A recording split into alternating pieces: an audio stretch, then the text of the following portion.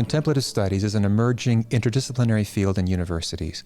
It explores the intersection of what we learn with how we learn, asserting that minds that are aware of their own processes, minds that take a contemplative approach toward learning, not only digest facts, but also undergo transformative experiences.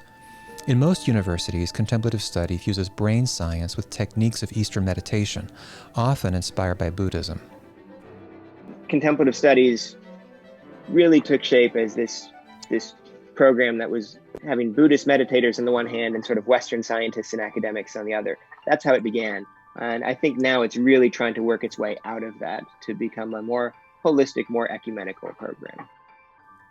We're talking today with Jacob Sherman, a professor of philosophy and religion and chair of the Philosophy, Cosmology and Consciousness Program at the California Institute of Integral Studies. Sherman's the author of an article titled On the Emerging Field of Contemplative Studies and its Relationship to the Study of Spirituality, which was published in the volume The Soul of Higher Education, edited by Margaret, Benefiel, and Karen Lee. What does Sherman like about contemplative studies? What worries him? And what's missing? I'm Matthew Wickman, founding director of the BYU Humanities Center and host of this podcast. And now our conversation with Jacob Sherman.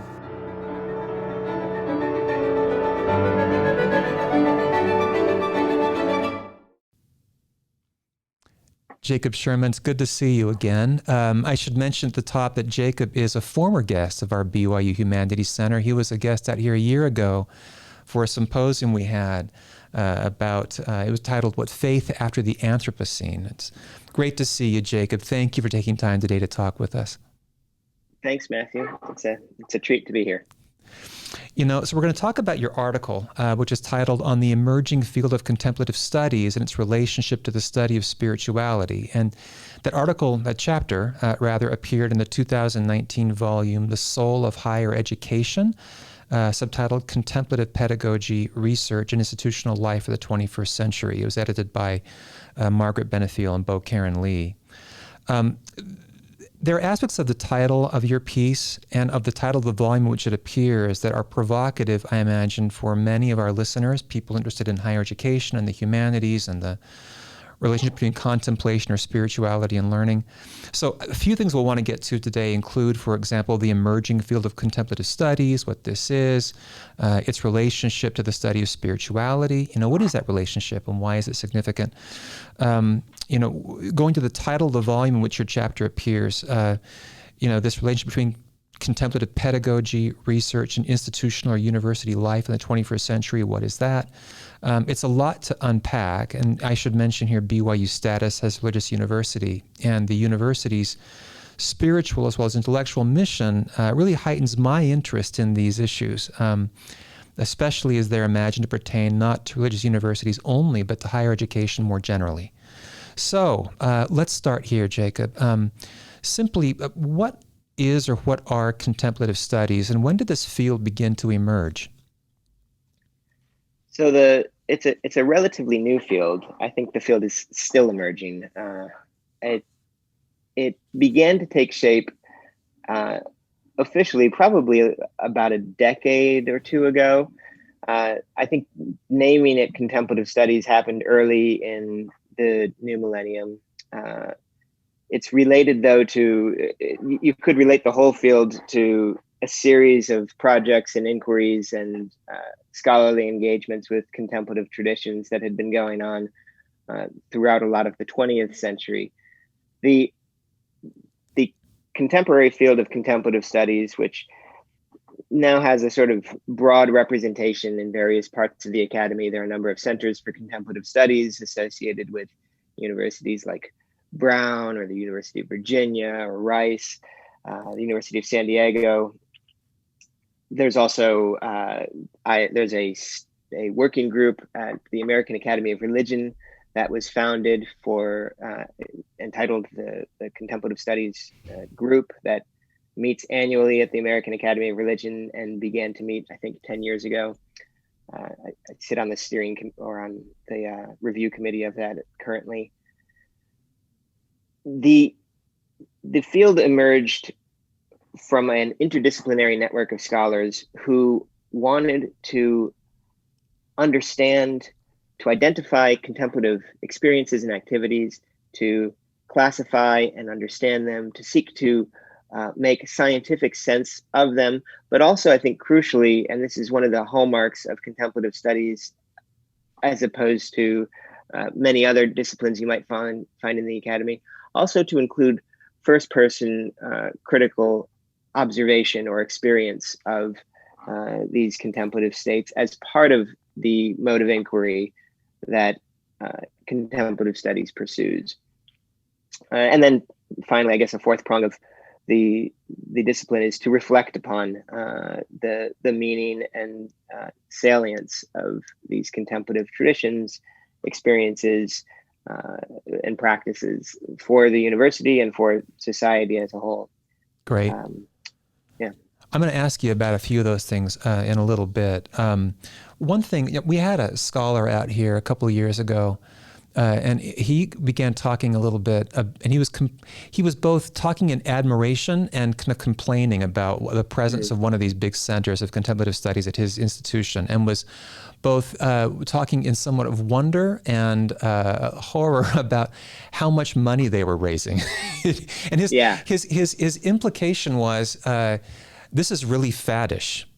Now, as you point out, there's actually deep traditions that go way, way, way back. But as an emerging field of contemplative studies, do you think that this is something which was especially timely? Like, why did it catch on now? Is this an institutional or cultural accident, or is there something in the air that made this happen when it did recently? Well, I think the money associated with it varies widely. So I would be happy to find some big donors to help us out. But I think part of the reason for the money associated with it, though, beyond joking, is that the interdisciplinary nature of the field of contemplative studies means you pick up on it from a variety of different angles. And sometimes you get a lot of biomedical interest. And there's a lot of money associated with the biomedical side of contemplative studies. This sometimes includes, touches up on things like psychology of happiness and well-being and things like that, but also neurophysiological studies of contemplative effects. And as with a lot of things in medical research, there's a lot of money bound up with that. And it's not only, I think, for faddish reasons that the money began to flow in there. The development of new technologies for more closely looking at contemplative effects in the body and neurologically, things like functional MRI, but also things like the development of neurophenomenology, that Francisco Varela pioneered, that presents a method for relating first-person, deep, sort of phenomenological inquiry and neurological mapping. The emergence of those as techniques, as new scientific methods for understanding what's going on beyond just, say, first-person introspection, even the extraordinary sort of introspection undertaken by traditional contemplative communities, or third-person neurological mapping. The capacity to bring those together really opened up some new possibilities. So I think that's one of the reasons why, the iron was hot and could be struck at that particular time.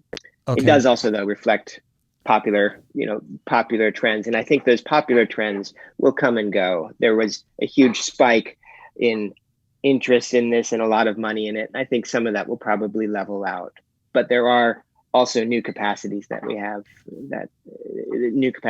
for inquiry that I think will sustain and will become part of what we do.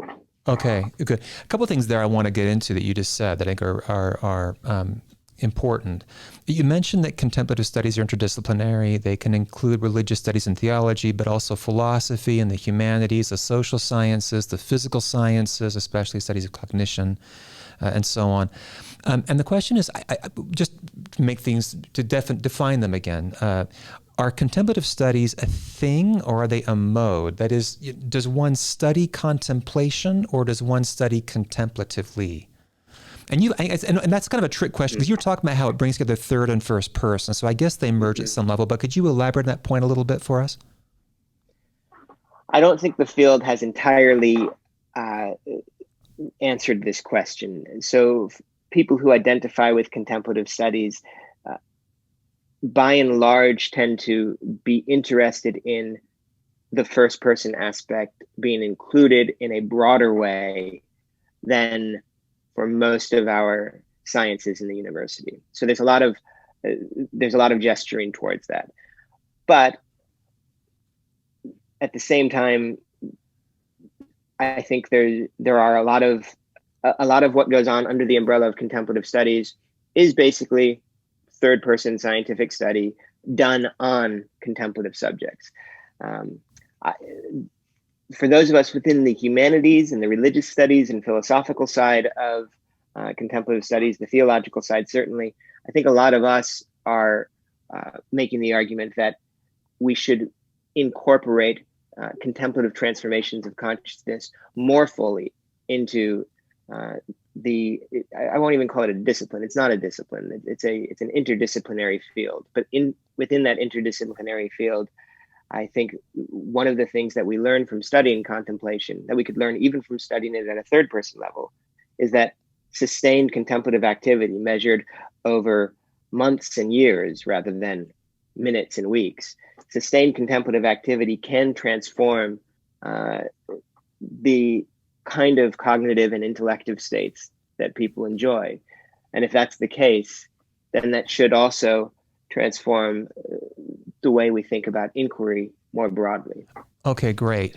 On that transformative potential here for, and that, not just potential, but it's a potential, but the observed effects of contemplation over time. This kind of goes to something, I don't know when it was that critical thinking became a cliche in universities. Everybody says they do it. It was the humanities calling card for a while, and then everybody did it. And it's a very important thing to do, and nobody says that critical thinking is not important. But there has been an effort in recent years to be a bit more reflective, maybe a bit more critical about what critical thinking can and cannot do, what it yields and where it falls short. There's a passage in your chapter that I find significant. I'll read it here. It's found at the bottom of page 108 to the top of page 109. You say, you write, while colleagues in other fields may sniff, scholars within both Christian spirituality and contemplative studies have come to see that there is nothing soft, woolly, or my own tradition would call warm and fuzzy, or otherwise embarrassing about the self-implicating and transformative nature of studying spirituality and contemplation. Rather, a participatory approach to such matters may confer a critical advantage, for it allows one access to conditions, states, and forms of life otherwise elided or excluded by purely third-person objective approaches. Can you elaborate on what you're getting at right there? Because I found this to be true myself, and I'm curious if you could sort of elaborate on that point for us. Yeah, in one sense, it's almost a basic point that one could make through purely phenomenological argument. But it's important, I think, when thinking about contemplation and spirituality and any of these aspects of any of these forms of practice that aim at the transformation of the self. The idea that the self is capable of formation and not just growth, that we can be formed and transformed through engaging in certain practices and habits of life that change who and what we are, is deeply significant for thinking about how we conduct our scholarly research, how we can, and not even just scholarly, how we know in the world. Because the tool, the organ by which I know the world is myself. And so if there are practices that can change or realize fundamental aspects of myself, and I think that's maybe the way to think about it. There's and this is not obviously not an idea that I've come up with. It's it goes back very deep in the Western intellectual tradition, which is the one that I know best. From Plato and Aristotle to Augustine, Richard of St. Victor, and Aquinas, there's the thought that the human soul has within it a variety of intellectual and moral capacities that can be realized through cultivation, which is to say through repeated practice and the establishment of habit, what Aristotle calls a second nature. And those intellectual capacities that can be cultivated, that can be established as a second nature, mean that then the intellect is capable of seeing things that it wasn't capable of seeing previously. We all know this from growing up as children, as we realize certain intellectual capacities that we didn't have previously. But I think it's also an aspect of the spiritual life, and it's also an aspect that contemplative practice looks at very particularly, in part because these contemplative traditions realize that there's let's call it a third intellectual virtue beyond the two that I think we normally recognize in the university. If we normally recognize a kind of noetic insight that allows us to understand first principles, if we're realists about that sort of thing, which I think we ought to be, but and we also recognize the capacity to argue syllogistically, ratiocinatively, to order a body of knowledge into a systemic kind of science.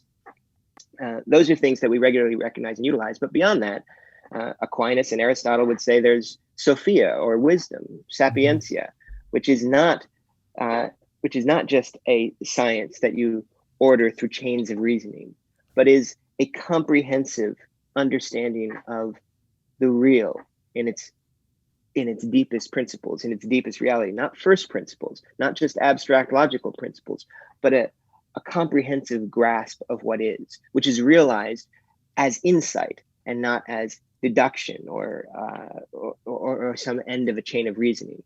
It's realized through what the scholastics would call the intellectus, a kind of holistic organ of intellective perception, rather than through the ratio and a chain of reasoning. Yeah, good. And I think, well, just to put a button on that, I think that's that kind of contemplative, intellective wisdom is what the contemplative traditions aim to cultivate. And it's not something we just realize without giving ourselves to that transformation through habit and practice, and also, I think, grace. Okay, good. Grace. Okay, that gets me to this, I guess, question here. It's a good segue. One of the purposes of your chapter is to argue that the Western tradition, by the Western religion, by which you primarily mean the long Christian tradition, has something to contribute to contemplative studies, right? I'll ask the question naively. That seems so logical to me. Why did that argument even need to be made? Wouldn't it have been a natural fit? Yeah, you'd have thought so, but no, it wasn't. It wasn't a natural fit. The discipline of, or the field of contemplative studies really came into being with what I'd call a sort of Buddhocentric approach. In part, that reflects a very particular history going back to the First World Parliament of Religion in the late 19th century, a history that saw Buddhist missionaries present Buddhism to the West as a kind of more scientific form of spirituality, as opposed to the more supernaturalistic ways of understanding faith and reason that were attributed to the West. I don't think that supernaturalistic way of understanding faith and reason is really the best way to look at the broad scope of Christian history. That itself, the idea that there's two tiers, one supernatural, one natural, and they're sort of on top of each other like a layer cake, is a much more recent vintage than the contemplative tradition does within Christianity. The supernatural natural distinction arguably goes back, say, to the 14th century or something like that. And then gets exacerbated in a number of crises since then. So for those reasons, it was thought, and was thought also by, to be fair, was also thought by a lot of Christians for a long time, that contemplation couldn't be studied using humanistic or scientific tools of inquiry, because it reflected something that was inherently supernatural and so escaped what could even be understood.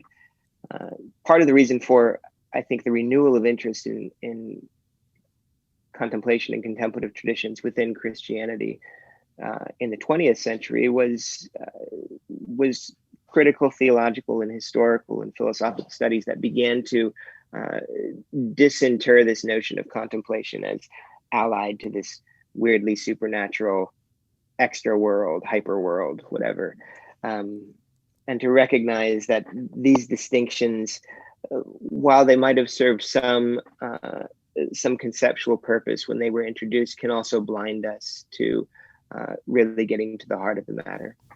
Yeah. Okay. So for that reason, contemplative studies really took shape as this program that was having Buddhist meditators on the one hand and sort of Western scientists and academics on the other. That's how it began. And I think now it's really trying to work its way out of that to become a more holistic, more ecumenical program.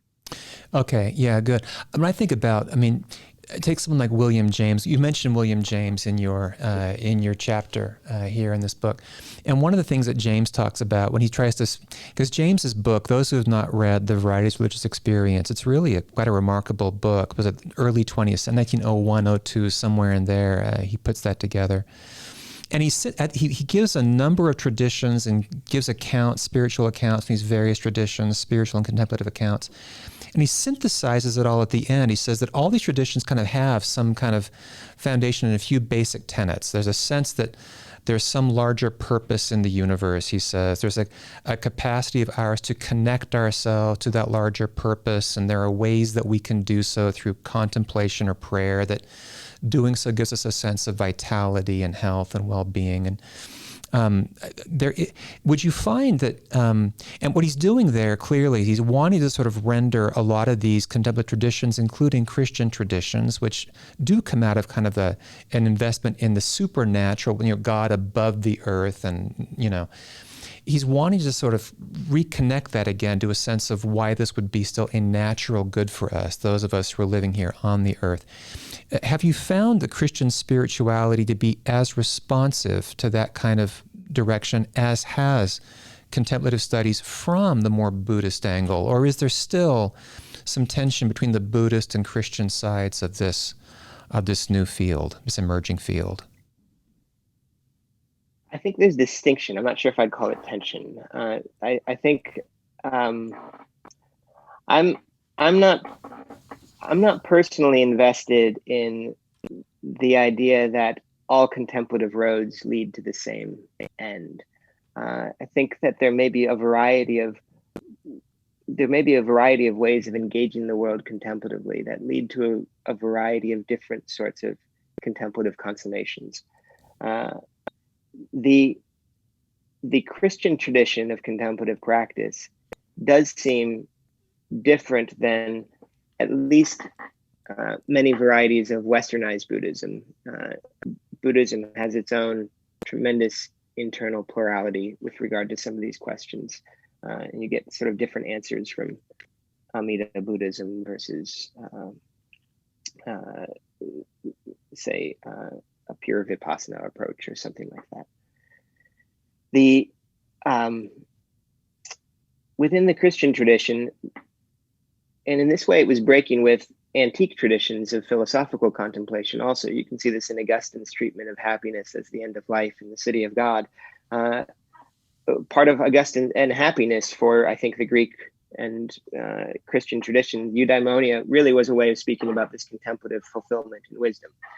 And part of the argument that Augustine's making there is that the philosophical schools of antiquity promised eudaimonia but couldn't achieve it on its own, because it's not in the nature of human beings as we're constituted to be capable of a completely terrestrial eudaimonia, a eudaimonia that would be entirely within our power, a happiness, a contemplation that we could entirely realize. Instead, the Christian approach to this has always been that we can cultivate an openness, we can cultivate attention, all of those things that contemplative practice does about opening our attention, learning to sustain and focus it for an active, dynamic receptivity but it's receptivity that's cultivated, and then we wait for the real, for God, if you like, for the divine, for ultimacy, however you want to language it. We learn to wait upon that through the cultivation of contemplative awareness. But we can't force that realization to happen. We can't force that encounter, which is how the Christian tradition continues to think of it, as an encounter, as something that's imbued with affectivity and relationship, and not merely a sort of distant knowing, as might be the case in a more Aristotelian vein. Okay. So I think that's different. I think that's somewhat different than what the Buddhists are doing, but not for that reason any less studyable. And I think that's one of the key arguments I was trying to make in that chapter, is we can still study this. It may be about God finally, but that doesn't mean we can't study the contemplative aspect of it. All right. So the way you describe it, you break it into these various categories. There's a measure of understanding of first principles. There's a capacity to sort of reason, kind of ratiocinatively, point to point. There's a larger encompassing wisdom that allows one to engage the world in a really interactive and dynamic way. You're describing a complex, nuanced process, which raises the question of why we haven't or don't study this way more frequently. And I hear a lot of my friends who are thoroughly secular humanists talk about all those things being good things they want to engage. One of the phrases you use in your chapter about that may explain why we don't study this tradition more often than we maybe should is the phrase cognitive imperialism, that we are in some ways the victims of cognitive imperialism. And you have different categories. There's cognitive imperialism, and there is unresolved cognitive imperialism. There's the residue of unresolved cognitive imperialism, right? But can you help us understand? So what do you mean by cognitive imperialism, and how does it end up defining so much of how we study, in universities? So I was inspired by Harold Roth's critique in some of this. Harold Roth is a Taoist scholar working at Brown who's done a lot to shape the field of contemplative studies. And the general idea of cognitive imperialism is that the dominant modes of inquiry that are preferred by the university and continue to be rewarded by the university took shape during a period of imperial expansion, and really do reflect certain presumptions about the superiority of historically contingent European ideas in the late. You're talking 18th and 19th centuries. Yeah, Yeah, right. Yeah. Long history here. It is a long history, but it's also it continues to shape a lot of the way we think about the world, and a lot of our encounters with people throughout the world, both other people's and encounters, I think, with our own selves, aspects of our own self that may reason and think differently. So in drawing on that, I was just pointing out that often we draw on those 18th and 19th century presumptions somewhat uncritically, even after some of their even after some of the arguments for their hegemony have fallen away. There's been a tremendous amount of self-critique about the adequacy or universality of those categories. Not to say that they don't have their proper place, they clearly do, but the idea that the entirety of reality is transparently subject to 18th and 19th century Enlightenment description is just harder and harder to maintain. And throughout a lot of our fields, there's been ways in which that's been critiqued. It's been critiqued even within the sciences in certain ways, certainly within the humanities. It's been critiqued from at psychological levels of understanding how we actually think and reason. And certainly philosophers, we've spent a tremendous time turning our sights back on ourselves and critiquing the adequacy of those presumptions. Often, though, those various critiques are kept separate, so that the university continues to still function with this dominant, it's called a cognitive ideology, running as the de facto norm for the modern secular research university. Even while so many of its departments are sustaining this critique all around. So what I was trying to do is to bring those various critiques together and say, maybe we should take that seriously. And in taking that seriously, maybe there should be a space, and contemplative studies seems like a good one, where we don't presume normative enlightenment secularity as the one kind of reason we can all agree upon, because it's clearly not. So. Great. Thank you for that. So do you teach, let's talk about teaching, about pedagogy for a minute here, if that's all right. Do you teach contemplative studies or do you teach contemplative study to your students? Does it affect either the courses that you decide to teach or the way that you decide to teach courses? And do you notice a difference in your students' experience when you teach that way versus teaching in more conventional ways, just to sort of have them acquire a body of knowledge which they, learn? Sure. Yeah, this is one of the interesting aspects of contemplative studies. Is there's one very dynamic side of the contemplative studies world are people thinking about contemplative pedagogy, and that can come into play both in the subject matter and in in the way in which it's taught. And those two don't always coincide. Sometimes you can be teaching contemplative subject, teaching traditions of contemplation or something like that, and not be taking a particularly contemplative approach to the pedagogy. But you can also take a contemplative approach, pedagogical approach to things that aren't necessarily about contemplation, for instance. I've had conversations with people who try to bring contemplative pedagogical tools into music studies, into understanding jazz, or into literature studies, people trying to work with a form of contemplative practice for understanding novels or something like that.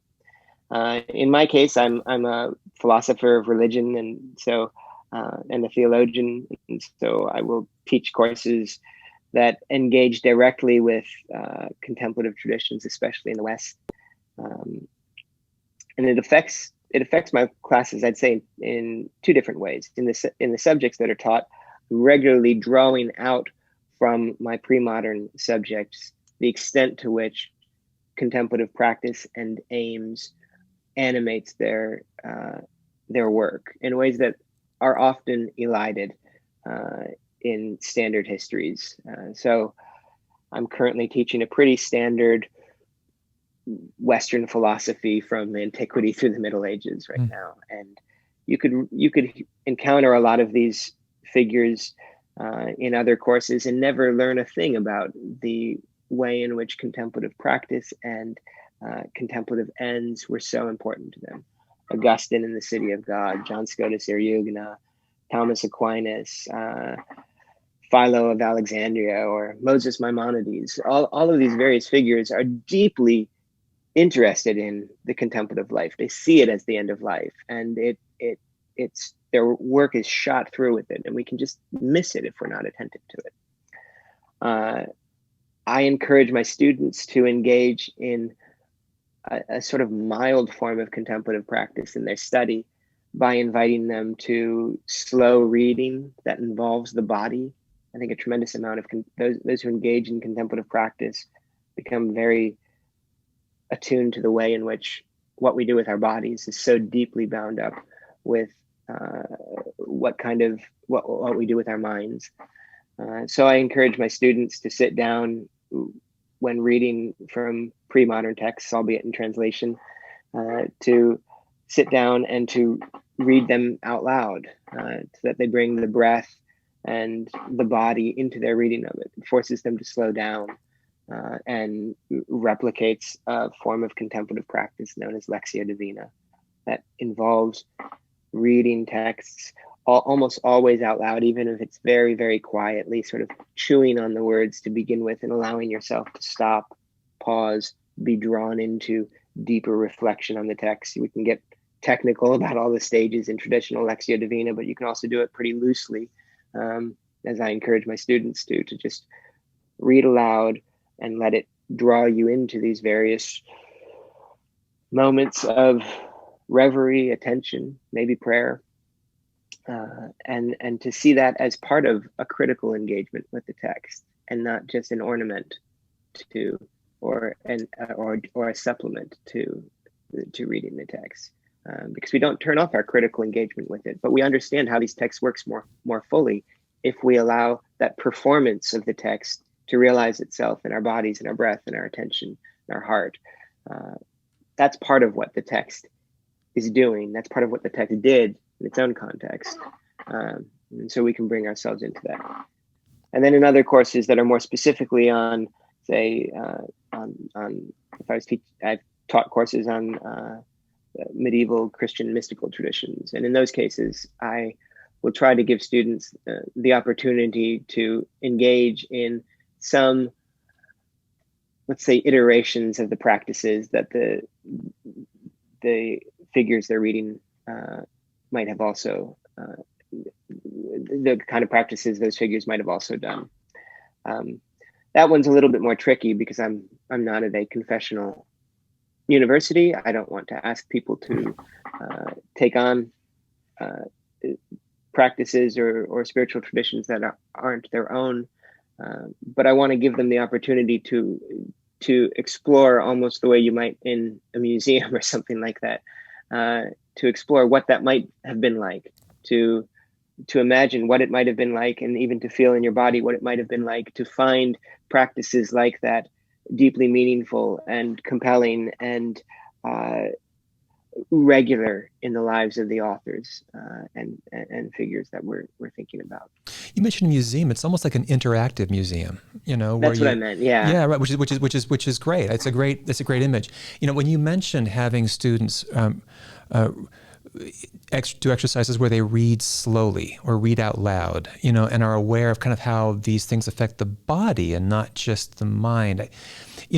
I'm a literature professor, and something that many literature professors teach their students to do when you read poetry especially is read it out loud. Pay very careful attention to pauses within lines, between stanzas, to sounds, rhythms, alliterations, caesuras, all these ways that the body has of creating these rhythmic dimensions to these texts that do affect how you take in the meaning of a poem. It's a widely shared practice. It's rarely seen as contemplative, but it does have that kind of resonance with that tradition for sure. I also, just as an aside, teach a course called Literature and Spiritual Experience, which asks students to be reflective about the nature of what they get from the text they're reading, to think about what how these things articulate things of ultimacy or value in ways that both coincide and also confront things that they value in their own lives, whether it be religious or otherwise. And that reflective dimension in these classes has been a revelation to me, seeing what this does to the way students learn, even about what a poem is and what it does. Or it's a more dynamic form of learning. We only have a couple minutes left here, Jacob, and this has been great. I could talk to you a long time about this. But let me close with this question here. And that is, for you, what's ultimately at stake in contemplative studies? I mean, what do you think the field stands to gain by reconciling itself with Christian spirituality? Or is it Christian spirituality that stands to gain by finding a foothold in an emerging field like contemplative studies? Or maybe that's one question. Another might be this. How emergent finally is contemplative studies? How wide can its purchase be in higher education? Is there a future for it in the broad and thoughtful way that you portray it in this chapter of yours? I don't know whether contemplative studies itself will become a permanent aspect of the university or a transitional form. I think contemplation as allied to study, to the life of higher education, and to the cultivation of our capacities to education in the broadest sense, has been with us for 2,500 years and much more. So I don't think that's going to go away. And that's where my interest comes from, just really the intrinsic value I see in comporting one's life towards contemplative ends. And I'm interested in contemplative studies because I'm interested in allies and dialogue partners and things of that sort. I also think they're onto some really fascinating new ways of studying these aspects of the human condition and of human life that can open up fields of forms of knowledge that we didn't have about it previously. The neurophenomenological aspects of it, those are really fascinating and tell us something more about ourselves than we knew beforehand. But what I hope for is I hope for a university. I hope for an academy that's capable of including contemplative goals as part of educational goals. Not that contemplation becomes another queen of the sciences like theology in the old days, but that contemplative ends be seen as intrinsically valuable, rewarding ends for human life, and things that deserve our attention and our cultivation. And that's part of what I see the academy as existing for, part of what I see universities as existing for. And so I'd love to see that. I'd love to see contemplation flourish within the academic environment. I love the university. I love university life. I've always loved the university. And in part, I think I loved it so much because I came as a teenager into my undergraduate years looking for something like something like theoria, something like contemplation. And I happened to stumble into programs and texts that met that in me. And it just seemed like the most exciting thing that a person could do with their life, to think and study about these things. And I'd like to see more people have that opportunity. Yeah, I share your passion for the university, and also I share your conviction about the value of contemplative study. And I was very moved by the article that you wrote. I love your work generally, so it's such a pleasure, privilege to have you talk with us today, Jacob. Thank you very much, and good luck with everything. Thanks, Matthew. The privilege has been mine.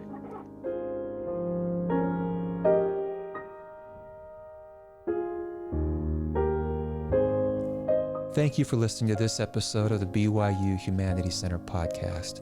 Think clearly, act well, appreciate life. This podcast is sponsored by the Humanities Center and the College of Humanities of Brigham Young University, and is produced and edited by Brooke Brown and Sam Jacob. The music for this podcast is composed by Ethan Wickman and is performed by the Soli Chamber Orchestra and Nicholas Phillips on Albany Records. I'm Matthew Wickman, founding director of the BYU Humanities Center and host of this podcast. If you're interested in other episodes of this podcast or want to know more about the BYU Humanities Center, check out our website at humanitiescenter.byu.edu. Thanks again for listening.